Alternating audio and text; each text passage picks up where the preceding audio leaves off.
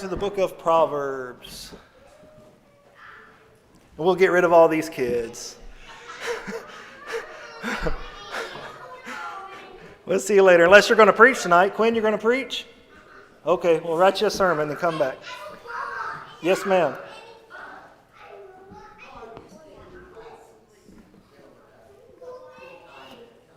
Okay.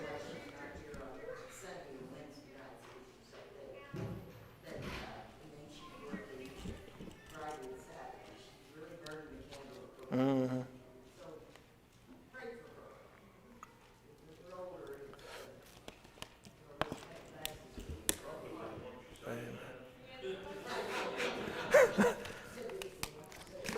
What I gather from that, pray for Barb. She's getting old. So, no, I'm joking, sister. She said it, Barb, right there. Sister Georgie Stottlemyre, you know where she lives. All right. Proverbs chapter 3. Proverbs chapter 3. And just a reminder of what's going on in the text. I think we'll pick it up at the beginning. Remember it. Solomon speaking to his son and giving his son sound advice. And that's something that is greatly needed, is good biblical sound advice.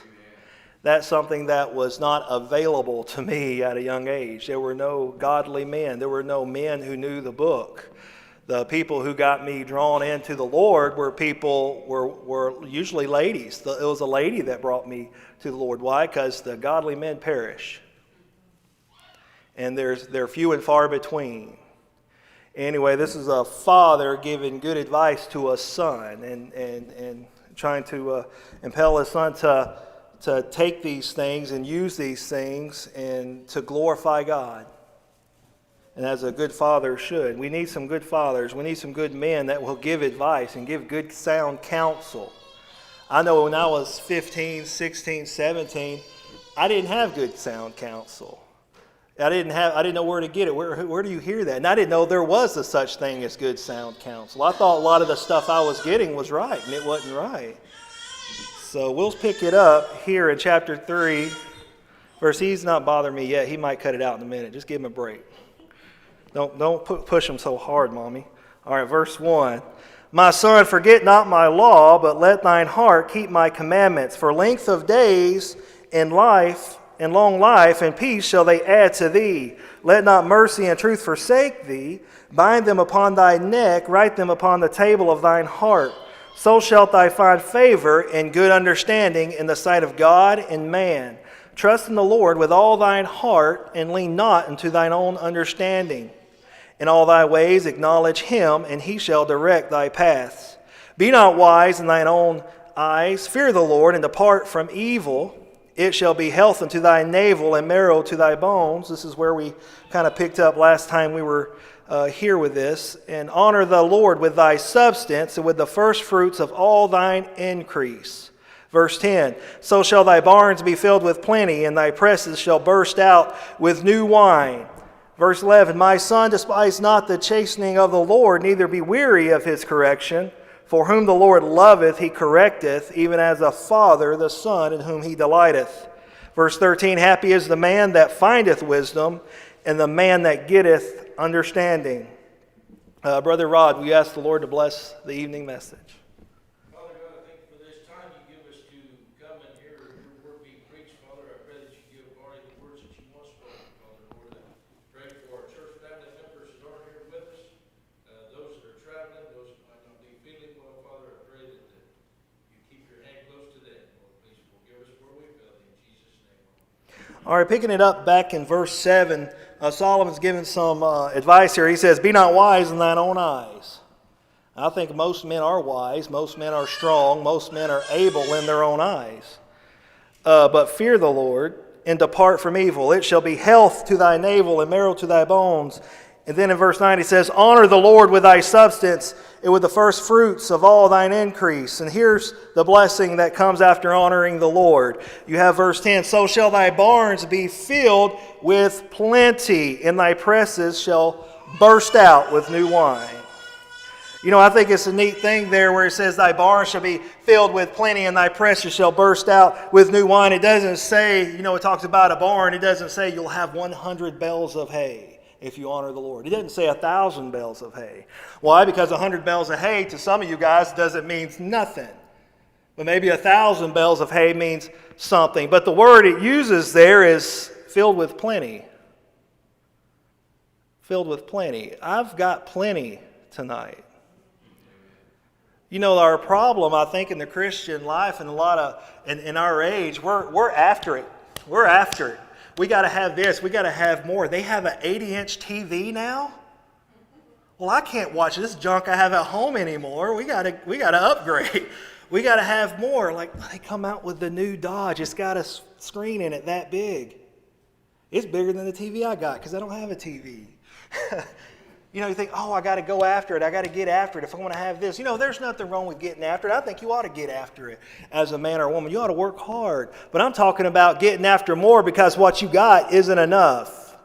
And that's the reason the church isn't full with people our age tonight. Why? Because they're tired. They're worn out. It was too much of a hassle to come tonight. And I get it. The world has worn them out. But a lot of times it's because they've become worldly. And they're chasing after something when they've got plenty. When they've got plenty. Has the Lord given you enough? Has the Lord been slack in His giving? Has the Lord been kind of tight when His giving toward you? The Lord's not slack. The Lord's not tight. When you honor the Lord and give Him the honor that's due to His name, do you know what He said? He said He'll fill thy barns with plenty. You know, I can look at times that have been tight in my life and times that have been rough. But can't you look back and say, man, I've had plenty. I've had plenty. I remember hearing people maybe in their 50s talking about when they were in their 20s first starting out. They said, I was making $6.50 an hour. And they said, man, we were struggling. We were just getting by. It was tough. You know, times were hard. You know, some of you wasn't making that. Y'all look at that like, man, that was good money when I was 20. But you're thinking, and you look back now and realize, I had little, but I had plenty. Haven't you got more stuff now? And it almost like the way the world is now, you just don't have enough. You got to have more. We got to build more barns so we can put more stuff in our barns. We got to have more bank accounts to have these different kind of accounts. We got to have these CDs. We got to have this. And you're just so indwelled in that stuff, you have no more time. You know what a poor man has? He has time. He has time. A rich man has no time. You know, I'm thankful tonight if I say, who in here has plenty? Can you raise your hand tonight if you've got plenty? Well, I've got plenty. I hope you got plenty. Thy barn shall be filled with plenty. You know, there's millionaires sweating it out tonight because of this pandemic. Says, you know, I'm only down to $10 million. So, oh my goodness, I was doing good sitting this time last year. I'm down to $10 million. What am I going to do? And they're getting ulcers, and they're drinking, and they're popping pills, trying to worry, and they're worried to death about this mess. Worried to death.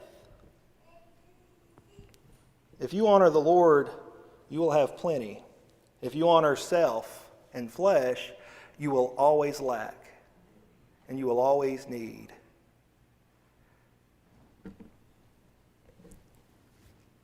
The scripture there, verse 10, it says, the latter end, it says, and thy presses shall burst out with new wine. So when you honor the Lord with your substance, the first fruits and the action of that sowing will turn out and present the right kind of harvest at the right time. Now, what we looked at before, I think most of you would know by now, when you see the word wine in the Bible, it's not always talking about fermented alcoholic beverage. It talks about a new wine. So we're not going to cover a million verses on that to show you something that most of you know plain and clear. But if you would, with me, turn over to the book of Proverbs chapter 20. This was the proverb of the day. And looking at it this morning, I wasn't going to cover any of the verses really on it, but because it was there, I decided to say something about it. Proverbs chapter 20, verse 1. It says, wine is a mocker, strong drink is raging, and whosoever is deceived thereby is not wise. I taught on this morning with the youth group. And I asked them, in comparing it to the lesson that I was going to preach tonight, I said, why would the Lord fill your barns with something that will deceive you? Why would the Lord do that? Those are two different things. New wine is not fermented alcohol. So when you put the grapes under the press and you squeeze that press, what comes out? Grape juice. Wine doesn't pour out, alcohol doesn't pour out of that grape that you've just harvested. It doesn't.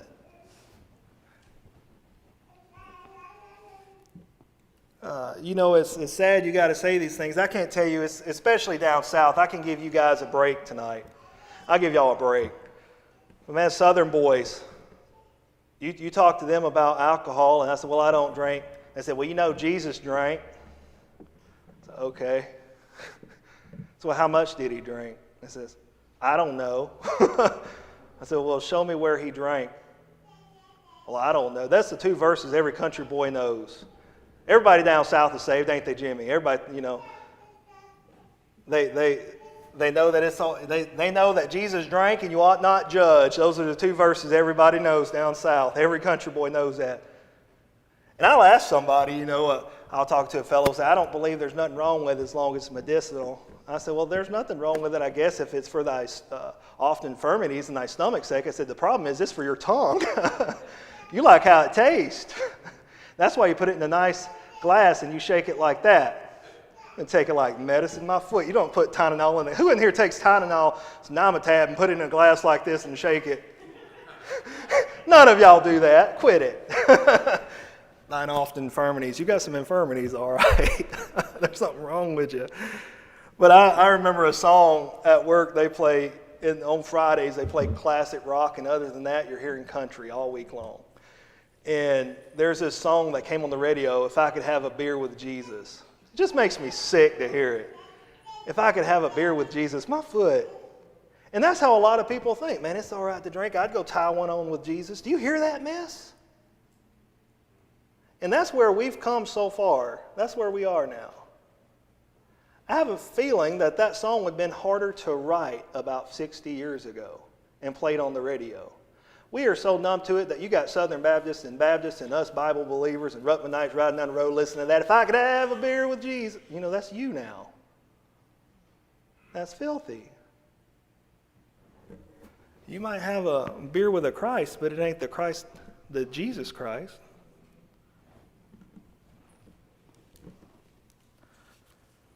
The wrong kind of harvest. But when you honor the Lord, we're here in Proverbs chapter 3, verse 10, you're seeing the results of honoring the Lord. Your barn shall be filled with plenty, and thy presses shall burst out with new wine. The right stuff. Verse 11 says, my son, despise not the chastening of the Lord, neither be weary of his correction. That word chasten, it means to correct, or by punishment or suffering, discipline, to purify, to restrain, to refine. And there's a word I looked up, it's funny to me with that definition of chasten, it means to prune. It means to cut something back. Has the Lord ever cut you back sometimes? Have you ever had the Lord, it seems like you're just cutting me down. No, he's just cutting you back.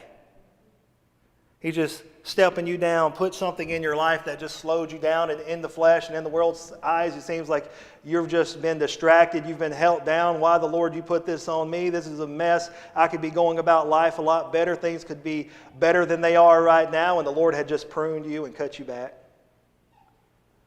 But I have a feeling that pruning is for something good, right?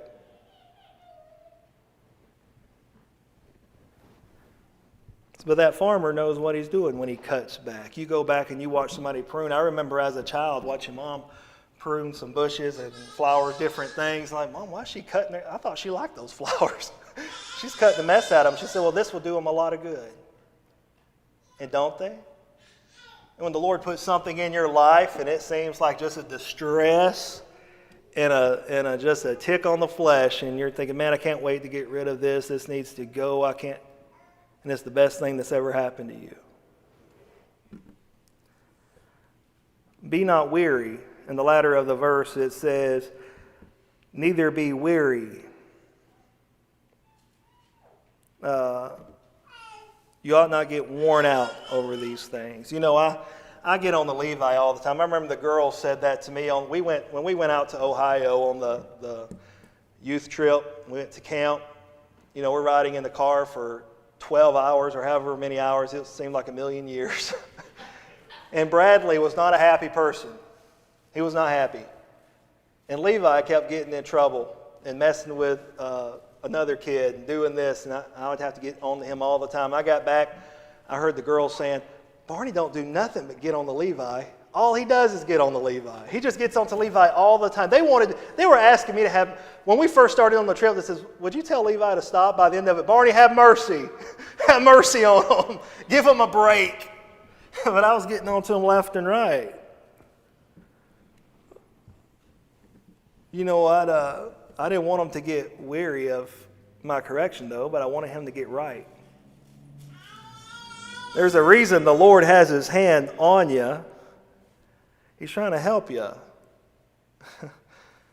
You know, I noticed, too, about this text here, the writer did not say if he wrote it, that if he said it wasn't something that might happen. He wrote it like it was a sure thing. He says, well, if troubles come along, you know, if the Lord chastens you, if the Lord whips you, if this happens in your life. No, he says it like it's going to happen. He said it's coming. If you're not getting a whipping right now, you're going to get a whipping when you get home. My mama used to whip everybody in the room. I mean, you're just guilty by association. And the way she swung that switch, you're just going to get hit anyway if you're within 6 feet of proximity of whoever else is getting whipped. You know, I've told y'all before, man, she'll get to wrapping on those legs, you know. People talking about, Mama brought the belt to me. I was like, I'd love the belt compared to that peach hitting those legs like that. Man, that hurt. And then I got a whipping again for cussing, you know, because it hurt. What did you say?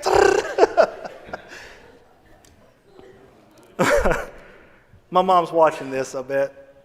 My son, despise not the chastening of the Lord, neither be weary of his correction. You know, I talked about getting onto Levi so much. I was at work the other day, and they hired a new guy. He's a setup, and he sets up the machines. He's in his 20s. And he came into the lab to borrow our copy machine. And the copier sits behind me at my desk, and he comes in there, and he puts his paper on there, and he's pushing buttons, and I know he's messing it up. And I turn around, and I said, no. I was like, he looked at me like, no. Like, sorry, I got 2 boys. I was talking to him like I talked to us. No. But you ought not get worn out just because the Lord says no. The Lord hadn't given you the spanking you had coming to you. It was deserved much more than a no. Verse 12, for whom the Lord loveth, he correcteth. You need to highlight that. Whom the Lord loveth. I tell Levi, I talk to him more now when we go, before there's a spanking, I call him, I said, that's 2 licks right there, son. And I'll take him and I'll tell him, I'm going to spank you now because I love you. And I spanked him, and I spank him good. And I give him a hug and I tell him I love him. I said, but what you did was wrong. And I don't like it. And I think that works a lot better with him here lately than a lot of things in the past. Tell him, this is why this is happening.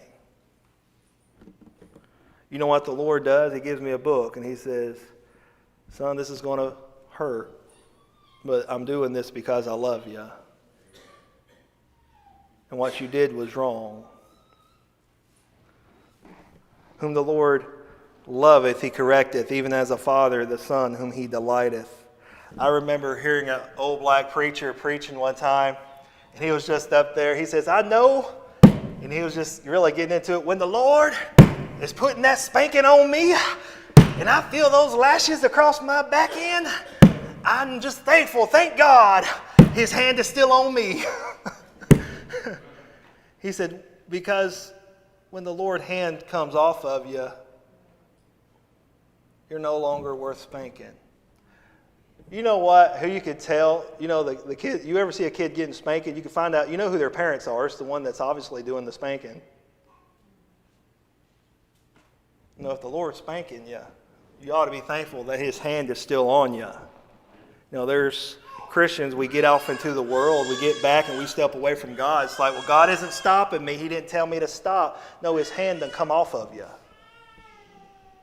There's young Christians and there's 20s and 30s and they've just stepped away from the Lord and from the Bible and from the book and from God. And they says, well, everything's going good. I mean, I ain't living like the devil really. I'm not doing this. I'm just kind of stepped back and I'm doing my own thing and everything's all right. And no, the Lord has taken his hand off of you.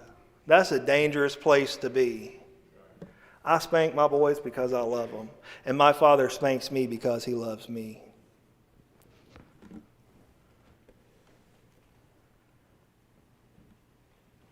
The Lord delights to punish you, not because he's narcissistic. Why? But because he knows what that produces. Or what it can produce, depending on how you receive it. I remember going into a greenhouse in Alabama. I forgot what kind of plants. There were certain it was like a small tree, a bush that produced flowers, and the lady, the gardener in there, and she just talked about how beautiful and how she just loved taking care of these flowers, and these are these kind of. But I was watching her. She was grabbing the base of these trees and shaking the snot out of them, and going by and shaking them like. For somebody who loves these flowers and talks much about them, she sure is beating the snot out of them. It looked like she was killing them. She said, well, this helps aerate them a little bit so the roots can go out and they get a stronger root system before they're. And she knew what she was talking about. I was thinking, man, ain't that something? Ain't that just like the Lord? Or sometimes he just grabs a hold to you and just shakes you. Why? Because he's helping your roots get a little deeper, making you a little stronger. So one day when he plants you where he wants you, you can take root and you can hold on. I can look back in places where the Lord, man, I'm just being shaken, just being shaken. But I know that's the Lord. He's growing some roots.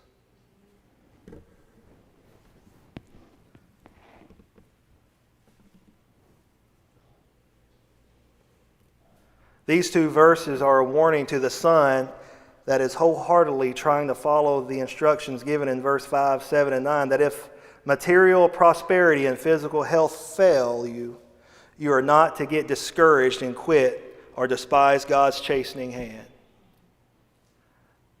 You hear what I'm saying there?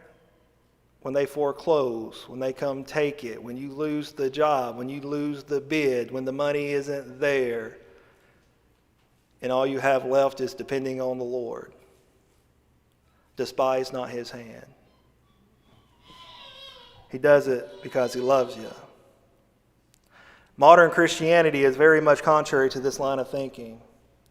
You hear, and I heard it on the radio for years, and I knew it was foolishness when I heard it as a lost man. That come to God, and you'll be healthy, wealthy, and wise. If you just come in here, you'll get your bills will be paid, bless God. I remember hearing a preacher just dancing up and down. He had cash. There was bills and money just laying. There was just cash. People coming up and putting hundreds in the whole area was just full of cash. He's just dancing on it, running across. He's thinking, he says, when you keep giving to God, he's going to get you that new car that you've been praying about. He's going to help you get that new job you wanted. He's going to get you that 5-story house. He's going to give you this. He's going to give you this. He's going to give you this. Back the truck up. God's going to fill you up. And that's modern Christianity. Tell me good things. Tell me what I can get out of this deal. Tell me the good part of the deal. Because Jesus ain't quite enough. I want the product. What else comes along with this? It's like sign me up for salvation so I can get the magazine so I can pick through the 10 items I get to get by trusting him. That's kind of where we are. We want a lot of these material goodies, but you don't always get the goodies. But it depends on what you think the goodies are. I remember talking to a lady in the break room at work, and she's saved. And she said, this pandemic is just the devil driving people away from God. And she was saying that to me almost like a question, or I was going to add to that. She said, don't you think this is just the devil trying to get people away from God? I said, no, I think this is God trying to get people close to him. He's given the lost an opportunity. I've had more spiritual conversations with people the last few months than I've had in a long time. Because why? Because when people have pressure on them, they start looking away from themselves. When they start worrying and fearing, it was grace that taught my heart to fear, and grace my fears relieved.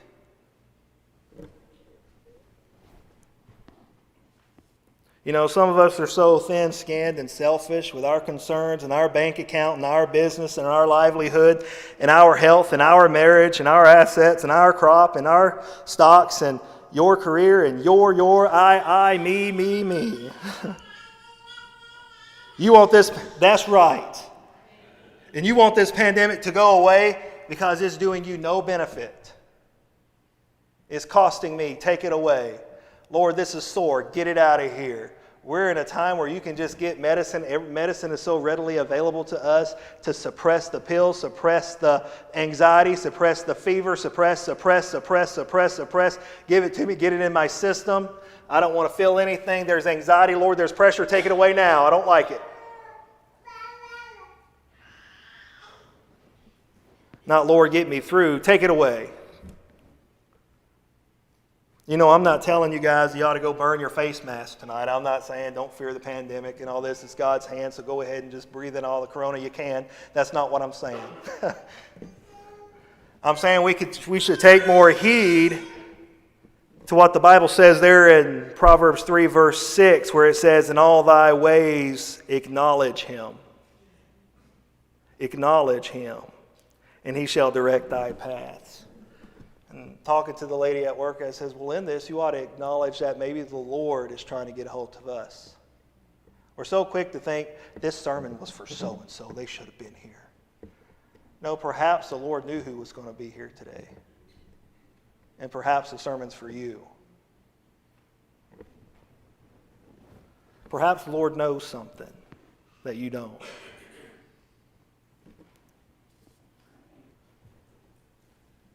I talk to Levi, and when I tell him, son, you're going to have to get that spanking. You're just going to have to get it. You got to be punished. He just looks at him and says, Dad, I don't want a spanking. I don't want one. I says, I know, but that's why it works. The punishment ain't worth anything unless it's something you don't want. We want to pick our poison, you know. Lord, I'm willing for you to do this to me because I'm strong enough to handle this, but don't touch the boy, don't touch the little girl, don't touch my wife, don't touch my kids, but, you know, give me a bad knee or something, Lord. I'm fine with that. Give me a bad back, just don't touch the kid. We pick our poison. We can't do that. Despise not his correction. Don't be weary of his correction. I remember my mom spanking me. I think I've told you before, and I've learned some rules. There's some rules for getting a spanking, to surviving a good spanking. Let's say it like that. There's some rules to surviving a good Southern spanking. That's what we're going to go over for a little bit. Now, these are my rules. These might not be your rules. Maybe they didn't work for you. They worked for me. It took me a while to get them, but I finally got them. Rule number 1, address the spanker. When you know you're about to get a spanking, something breaks, you broken, and she screams out your full name, you don't go in there and say, what? You go in there and say, yes, mother. Yes, ma'am. Yes, ma'am. Yes, you don't go in there, what? You address the spanker. When it's time for you to get the spanking from the Lord, what, Lord? What is it? You say, yes, Lord. Yes, Lord. Rule number 2, don't run. Don't run. She doesn't look like she can catch you, but she can. She can. And if she can't, you'll have to come back eventually. Don't run. It'll get worse. Eventually, you'll have to come back home. When the Lord puts a spanking on you, don't run. Why? Because eventually you're going to go home. And you're going to face the Father. Rule number 3, don't give excuses or get angry. Don't go in there and say, Mama, well, he did this, Kurt deserved that, Peggy deserved this, Maggie did this, Bobby did that, Sarah did this. This is all my sisters and siblings. Didn't go over all of them. Them, or get mad, I don't want that ain't right, that ain't fair. No, don't do that. You keep your mouth shut. Why? Because it's too late. The judgment has been cast and it is coming. Now you're just making them angry. When Mom's ready to spank, she's going to spank. When God's ready to put you through something, He's going to put you through something. There's no sense in getting angry with Him. There's no sense in arguing with Him.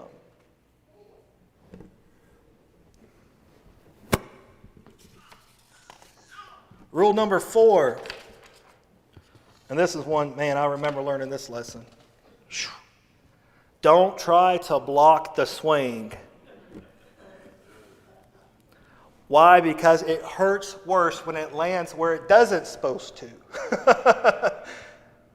And it hurts worse because they feel like they didn't get the right swing in, so they go for a second one or a third one. It says, well, I missed your back end because I hit your fingers, so let's go for the back end again. You're not going to dodge God's judgment and God's correction and God's spanking on you. You're not going to dodge it. You're not going to block God. Like we block people on Facebook. I'm just going to block Jesus today. He's not getting me with that. You're blocked.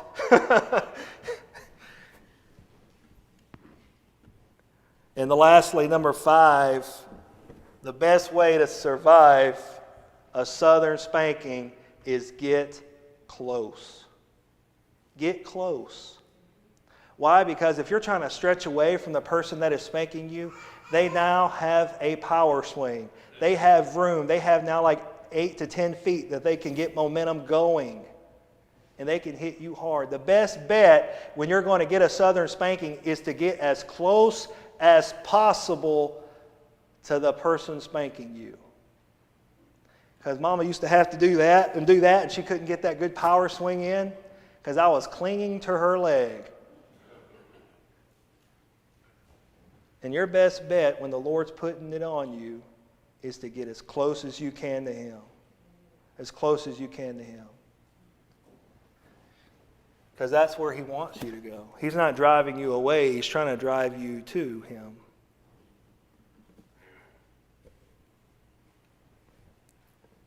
Take your Bible, turn to the book of Hebrews. Most of you know where I'm going.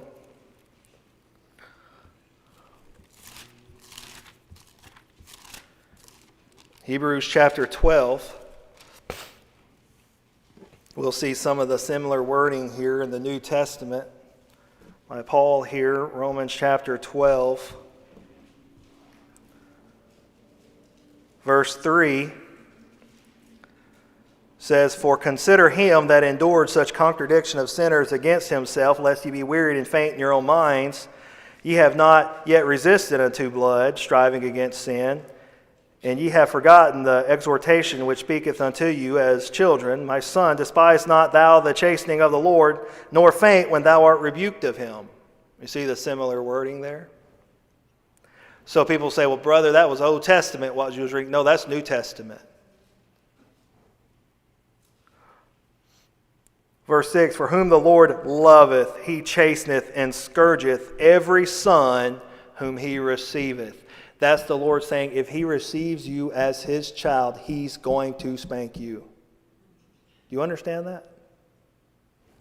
You know, I keep pushing this and pushing this and pushing this because I think very often we get put through it sometimes and we're thinking, it's just not worth it. I'm just burnt out. And we need to start looking at another way. Lord, you're trying to get my attention. What is it, Lord? I'm sorry. Let's get close. Help me, Lord. You see what I'm saying? It helps you get closer to Him. Verse 7, "If ye endure chastening, God dealeth with you as sons. For what son is he whom the Lord chasteneth not? But if ye be without chastisement, whereof all are partakers, then ye are bastards and not sons."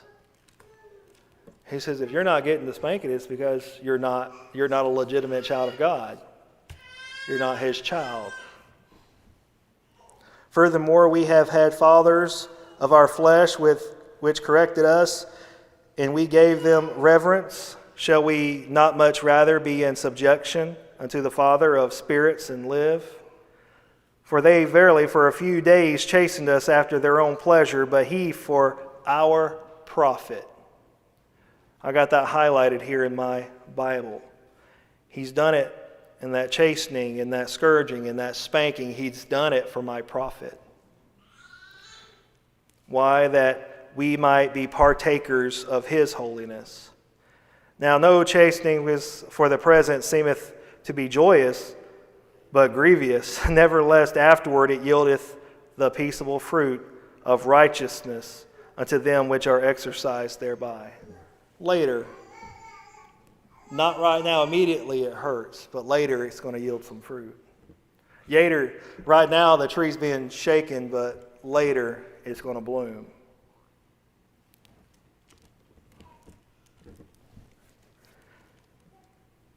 I used to think here in verse 5 and 6, I was going to put on a paddle. And ye have forgotten the exhortation that speaketh unto you as children. My son, despise not the chastening of the Lord, neither faint when thou art rebuked of him. For whom the Lord loveth, and he chasteneth and scourgeth every son whom he receiveth. I was going to put that on a paddle. Let's put it on a paddle, you know. We were going to write it. Whitney wrote it on one of our paddles. It says, "This is the Board of Education for your seat of understanding." But I think now some of the better text to put on it probably would be verse 10 and 11, what I just read there. No chastening for the present seemeth joyous, but grievous. Nevertheless, afterward it yieldeth the peaceable fruit of righteousness. I think that's the better verse to put on it. It reminds me of the purpose. Not that it's okay to spank a child, but that there's purpose behind spanking your child. Seems like I'm putting a lot on spanking kids tonight. Just poor kids just getting beat left and right in this sermon tonight, aren't they? I don't whip them all the time. I mean, Levi's only had about 6 spankings today, I think. He's cut back. No, I'm joking. I'm joking. Man, some of y'all didn't laugh. Y'all looked at me like, he's a monster. Somebody call Ed. Yeah. Yeah. You know, Paul could have got his inspiration. You know, I'm looking here in Hebrews where Paul wrote this, and he could have got his inspiration there from Proverbs chapter 3, but the same wording shows up actually in the book of Job. You could look at Job chapter 5. I thought it was kind of interesting. Kind of a 3 different dispensations of spanking there. Job chapter 5, verse 17.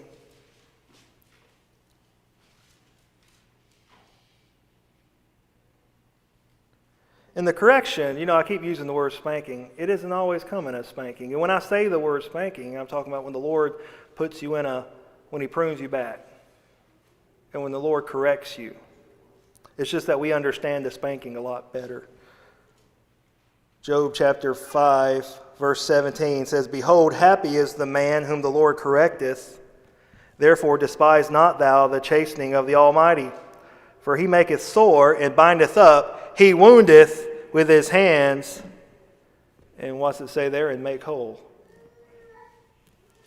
He breaks to mend. He bends to fix. You see what he's doing there? Now hold your place here, and we'll look back at our text at the very next verse where he said there in 17, where it says, "Behold, happy is the man whom the Lord correcteth." We'll look back in our text at the next verse, Proverbs 3:13. It says, "Happy is the man that findeth wisdom." You see, you find joy in that. After the chastening, after the spanking, after the scourging, after the being put in a bind, there's happiness. There's joy. There's peace made. After a good sitting down with Levi and dealing with him about something he's done wrong, do you know what I tell him? When we're all done, I said, "Son, you know what?" I said, "I really love you." I said, "You mean a lot to me." I'll take him to the back room and I just tell him, I said, "Man, you mean a lot to me, Levi, and I really love you." What? And he just lights up. He just smiles. There's a sense of pride in him. Like, my daddy loves me. Happy is the man that findeth wisdom and the man that getteth understanding. We think about what would make us happy, and I think, if I asked you tonight, make a list real quick of the top 4 things that would make you happy tonight. And I kind of thought about that when I was at the house. It's like early retirement. Man, if I could retire when I was 40 or something. Things that just kind of make you happy and just can make it, I could make it at, if I could retire at 40. The way things are going, I think I can retire right now when I'm 98. Maybe 98 and a half. The way things are. But you think of a long vacation or an easy workload or an easy week. We think of things that are easy. But there's more often than not, when you find the word happiness or things that joyfulness, or they come along with something else. They come after the spanking. They come after the Lord has put you in a bind and put it on you. Look at the book of James.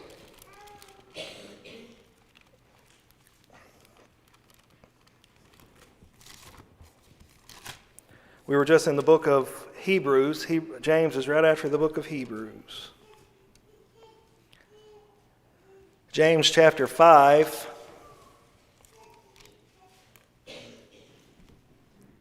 Look at 10 and 11. It says, verse 10, "Take my brethren, the prophets, who have spoken in the name of the Lord, for an example of suffering, affliction, and of patience. Behold, we count them happy which endure."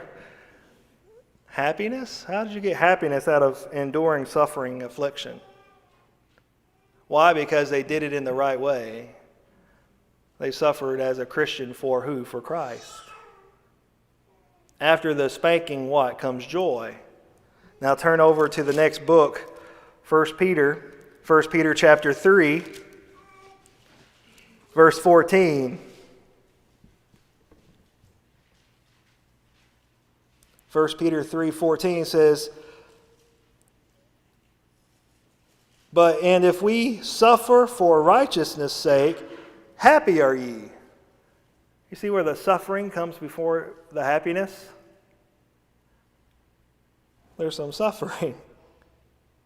We don't like that. We want the happiness. But we don't want what comes along with it. 1 Peter chapter 4. Look at 13 and 14. "But rejoice, insomuch as ye are partakers of Christ's suffering, that when his glory shall be revealed, ye may be glad also with exceeding joy. If ye be reproached for the name of Christ, happy are ye." Ain't that a wild deal? I don't mean to be a Debbie Downer, but it's just something I want you to remember when going through some of the stuff you're going through. There's joy at the end of this tunnel. There's happiness, and sometimes it might not be here. That's why he said, lay your treasures up there, because it's not here. This world is not your home. I think that's 90% of our Christian mentality problem. This world is your home tonight. That's why you're having the problems you're having. But if this world is not your home, you can be happy. You can have joy. There's a peace that passes all understanding. Now turn back to 1 Peter chapter 1 one more time. 1 Peter chapter 1.